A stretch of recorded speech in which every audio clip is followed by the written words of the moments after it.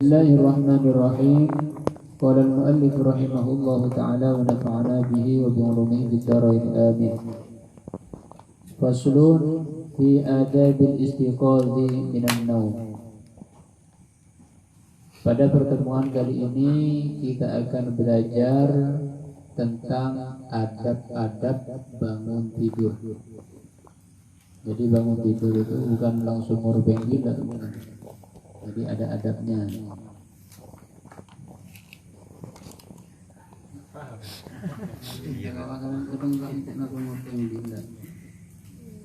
Jadi bangun tidur itu ada adabnya, kesunahan-kesunahan yang diajarkan oleh Nabi Sallallahu Alaihi Wasallam. Jadi pasal yang sekarang akan membahas tentang adab-adab bangun tidur. Fa'idha istaiqadta minan naumi fajtahid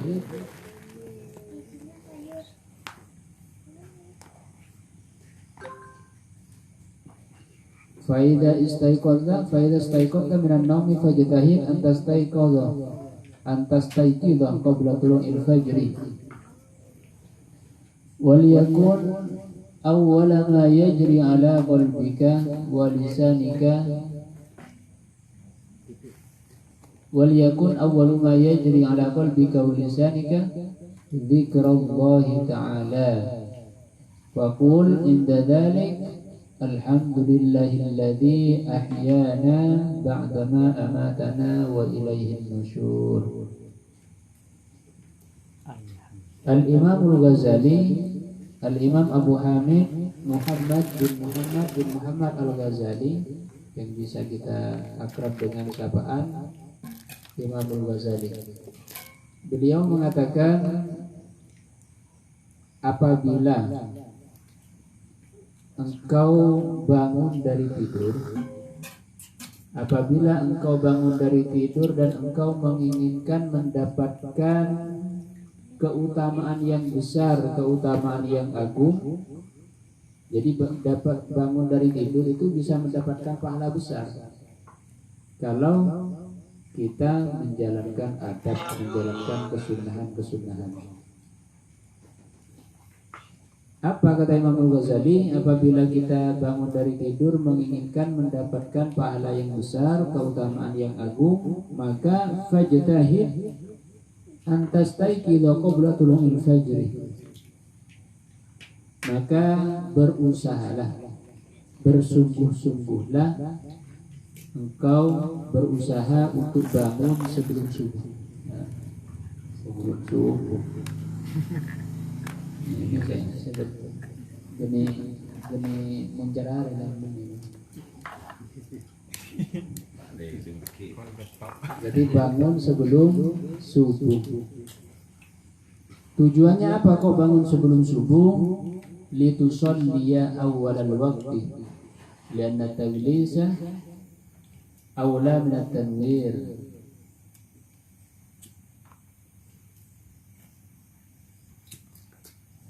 Lianna al-insana idza syara'a fi sholati min awwalil waqti wa fi dhalika al-waqti dhulmatun kanat malaikatul laili hadiratan. Jadi tujuan bangun sebelum subuh itu agar supaya bisa sempat melaksanakan sholat malam. Jadi bangun tidur sempat sholat malam sebelum masuk waktu subuh. Dan sebagian ulama itu, ada sebagian ulama kurang lupa namanya saya, ketika berangkat ke masjid itu biasa 2 jam sebelum subuh sudah berangkat. 2 jam sebelum subuh sudah berangkat. Ini anaknya yang masih kecil diajak dituntun. Itu di jalan sambil ngomong gini, hayya waladi bisur'ah, ayo anakku cepetan, ini sudah siang. Jadi subuh kurang 2 jam sudah ngomong siang kan. Nggak tahu kesiangannya kita zaman sekarang. Jadi 2 jam sebelum subuh ngomong kesiangan. Masya Allah. Jadi kalau kalau di jam jam waktu Indonesia Tengah berarti jam 3 kira-kira karena subuh hampir jam 5. Di Martapura itu tapi cukup bilangnya. Jam 3 itu sudah kumpul orang. 2 jam sebelum subuh udah ngomong kesiangan. Karena beliau tidak tahu kesiangannya saya, kesiangannya Salim ternyata. Kalau beliau tahu kesiangannya Salim mungkin ada waktu beli. Kebablasan. Tutup kamarnya. Jadi kalau melaksanakan sholat di awal waktu, terutama di waktu subuh, itu akan disaksikan oleh 2 malaikat. Yang pertama malaikat penjaga malam dan malaikat penjaga siang. Jadi malaikat penjaga malam itu masih mau naik, malaikat penjaga siang baru turun. Jadi disaksikan oleh 2 malaikat. Waliyakun awwal ma yajri ala qalbika wa lisanika dzikrallahi ta'ala. Hendaklah seseorang itu apabila bangun dari tidur itu jangan sampai tidak berzikir kepada Allah. Jangan sampai lupa. Doa bangun tidur itu bukan doanya anak TK, itu doanya Nabi. Kadang kita baca itu doa anak TPA. Padahal itu doanya Nabi. Saya waktu gua lupa ya. Lupa ya ketemu tahun. Apa yang boleh nahan? Anak saya, anaknya yang sekolah TPA hafal, bapaknya saya jembuan, betul salah bulu waktu tak hafal. Kurma terakhir merondo. Rumah terakhir. Mungkin bun bandel. Itu sunnahnya diantaranya itu bangun tidur itu wajah itu diusap pakai telapak tangan. Setelah diusap, jangan sampai keluar apapun dari mulut kita kecuali baca doa. Alhamdulillahilladzi ahyana ba'dama amatana wa ilaihi nusyur. Ini minim paling pendek ini. Kalau Imam Ghazali ini ngajarkan yang panjang. Saya juga enggak hafal nih kalau yang hafalnya saya yang pendek. Alhamdulillahilladzi ahyana ba'dama amatana wa ilaihi nusyur. Asbahna wa asbahal mulku lillah wal azmatu was sultanu lillah wal izzatu wal qudratu lillah rabbul alamin. Asbahna ala fitratil islam wa ala kalimatil ikhlas wa ala dini nabiyyina Muhammadin sallallahu alaihi wasallam wa ala millati abina Ibrahim hanifan wa ma kana minal musyrikin. Allahumma bika asbahna wa bika amsayna wa bika nahya wa bika namut wa ilaikan nusyur. Allahumma inna nas'aluka an tab'athana fi hadzal yawm ila kulli khair wa na'udzu bika an tajtariha fihi su'an. Aw najurruhu tidur lagi. Aw najurruhu ila muslimin aw yajurruhu ahadun ilaina. Nas'aluka khaira hadzal yawm wa khaira ma fihi wa na'udzu bika min syarri hadzal yawm wa syarri ma fihi. Jadi sampai sini, ini doa bangun tidur yang panjang. Jadi kalau nggak hafal ditulis. Ini saya kan menganjurkan ada yang milo kencur dan kata sama laki, tidak rugan sadar kan udah gitu. Ini doanya panjang. Jadi kalau diamalkan, masya Allah. Makanya kata Habib Umar Al-Hamid Lumajang, muridnya Habib Umar bin Habib. Seseorang itu kalau ngaji kitab Bidayah dan Hidayah, asalkan beneran dan diamalkan, cepat jadi wali. Makanya kan doa-doanya ini panjang-panjang, kalau diamalkan semua ini, masya Allah, cepat jadi wali. Yang lagi ke Wa idza labista thiyabaka farwi biha imtisal amrillahi ta'ala fi sidri auratika wahdar ayyakuna qasduka min libasika mura'atal khulqi fataksar. Itu kalau sudah bangun tidur, masuk kamar mandi seperti biasa, masuk kamar mandi, kaki kiri dulu, buang air, setelah itu wudhu keluar kaki kanan dan menggunakan pakaian. Menggunakan pakaian itu tujuannya, ini ada niatnya. Kata Imam Ghazali, jika engkau itu menggunakan pakaian, fanwi bihi imtithal amrillah. Niatkan engkau menggunakan pakaian itu, niatkan untuk mengikuti perintah Allah. Perintah Allah yang bagaimana? Fi sitri auratika, di dalam menutup auratmu. Jadi tujuan kita menggunakan pakaian itu niatkan karena taat perintah Allah di dalam menutup aurat. Jangan sampai menggunakan pakaian itu tujuannya untuk riya kepada manusia, Masih yakin? maka engkau akan rugi. Jadi dianjurkan seperti yang sering kita jelaskan, dianjurkan memperbanyak niat-niat yang baik. Ibu namanya apa gaya aja dong.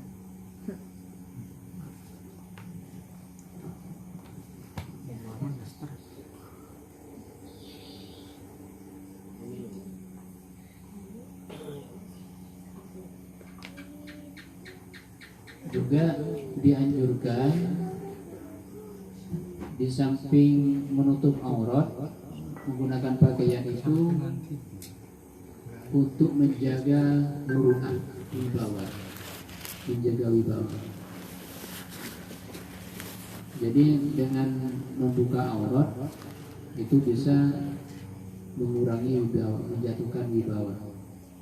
Bahkan walaupun bukan aurat, misalkan seorang laki-laki duduk di teras nggak pakai baju, itu menjatuhkan muru'ah, walaupun itu bukan aurat. Bahkan ada yang agak keren, pakai lengan pendek itu sedikit menjatuhkan muru'ah. Ya. Tidak guna macam.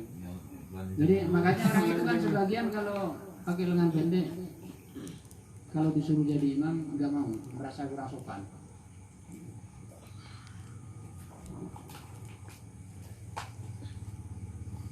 Sangat ditekankan, sangat dianjurkan khusus bagi orang-orang yang berilmu itu menggunakan pakaian yang rapi karena demi memuliakan ilmu.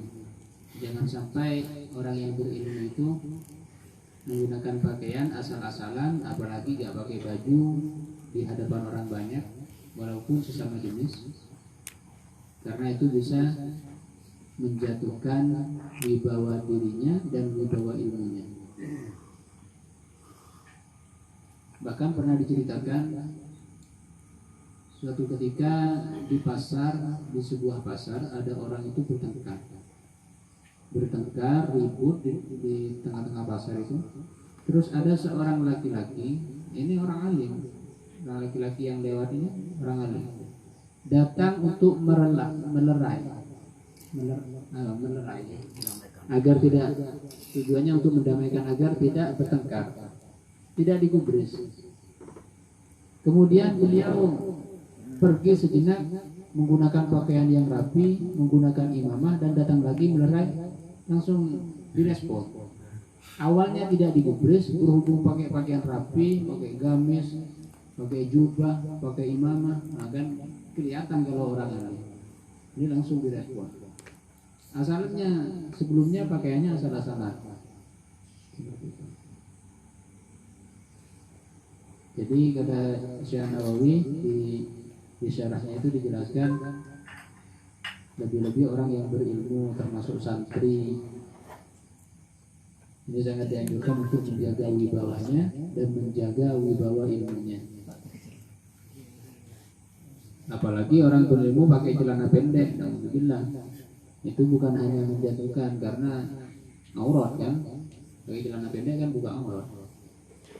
Walaupun tidak buka aurat, pakai celana di bawah lutut,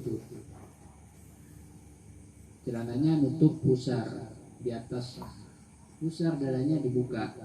Nah, walaupun itu tidak haram, kalau di hadapan sesama laki-laki, walaupun tidak haram, itu bisa menjatuhkan wibawa, termasuk wibawa ilmu. Karena seseorang itu bisa mendapatkan keberkahan ilmu apabila dia itu memuliakan ilmu. Dalam kitab Kalimul Muta'alim itu, wa min ta'zimil ustaz. Nah, Wa min ta'dimil ilmi, ta'dimul kutub, ta'dimul ustad, apa banyak itu. Jadi kalau ingin mendapatkan keberkahan ilmu harus memuliakan ilmu. Di antara memuliakan ilmu, memuliakan kitab. Makanya kita sering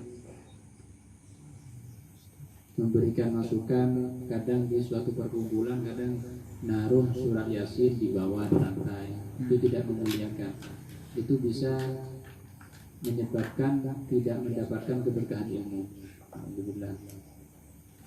Bahkan diceritakan seorang ulama besar yang bernama Syekh Bishir Al-Hafi. Ini diceritakan suatu ketika beliau itu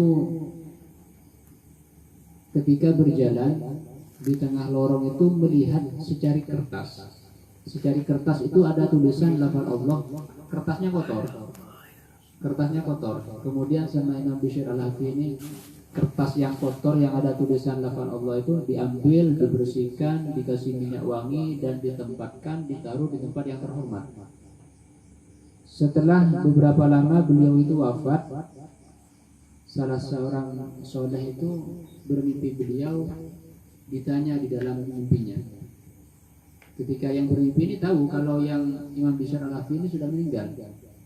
Wahai Imam, Anda kan sudah wafat. Bagaimana kabar Anda di alam barzakh? Apa yang Allah perlakukan kepada Anda? Apa kata Imam Bishir Al-Hafi? Beliau menjawab, Alhamdulillah, Allah Subhanahu wa Ta'ala mengampuni seluruh dosa-dosa saya. Kemudian ditanya lagi, sebab apa Allah mengampuni dosa-dosa Anda? Ya maklum, Anda itu seorang ulama, seorang yang alim, ahli ibadah. Kemudian jawaban Imam Bishir Al-Hafi, Allah mengampuni dosa-dosaku sebab aku pernah memungut kertas yang kotor yang di situ ada tulisan Allah dan aku bersihkan, aku kasih minyak wangi, aku taruh di tempat yang terhormat. Gara-gara itu Allah mengampuni dosa-dosaku. Apa yang dikatakan malamnya itu kalau nggak salah Imam Bishir Al-Hafi itu bermimpi ketika siangnya ngambil kertas, malamnya itu bermimpi mendengar suara tidak ada orangnya.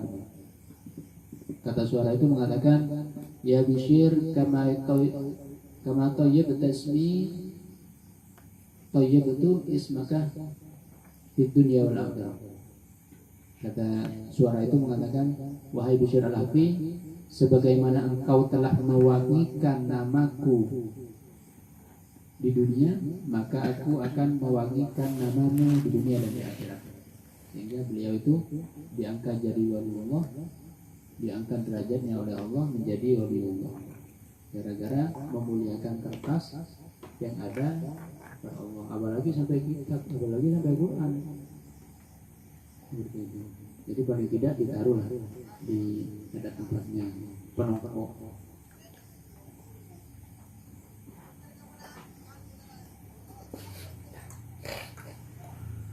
Jadi ini semua adalah adab-adab yang diajarkan oleh para ulama, yang mana para ulama itu bersumber dari Nabi Shallallahu Alaihi Wasallam. Karena seseorang itu dikatakan, seseorang itu apabila tidak menjaga adab, maka dia akan mendapatkan musibah berupa dia akan lalai terhadap sunnah.